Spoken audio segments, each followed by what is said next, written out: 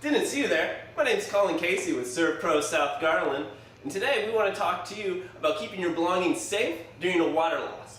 Now, we understand that it could be a stressful time when water is rushing through your house or business and your personal belongings are floating away, just like in a scene from Waterworld. So, we're going to talk about some do's and don'ts when you're faced with that dilemma. Now, first thing you want to do is obviously turn off the water source or contact a professional that can turn off the water source for you. Another thing we want to look for is electrical outlets. Make sure the power breaker is shut off or any electricity is shut off.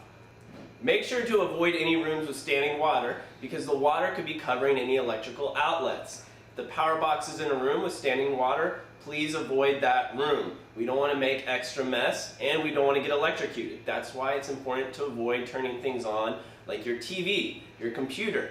And also, do not use your own personal vacuum cleaner to try to clean up the water. Another thing that we can do to avoid any stains or excess damage is to pick up and clean any newspapers, magazines, colored magazines. Pick up an oriental rug.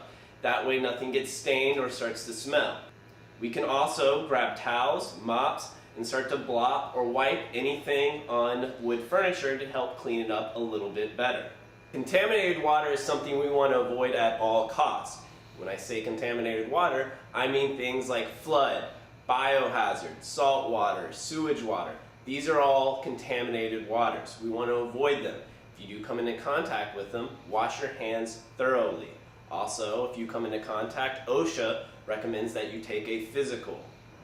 Remember, when dealing with contaminated water, we want to avoid it. That means do not walk through the room if you do not have to. Also, don't turn on the AC units or use any household fans to try to dry out the structure. This will make the contaminated water become contaminated air and spread throughout your house. Then it will smell like a public restroom. That is something nobody wants. And here at SERPRO South Garland, we always want to make sure you and your belongings are safe so we can make it like it never even happened. Make sure you go to our Google and Facebook pages to like all our video content and social media. Join me next week when we will be talking about fire protection.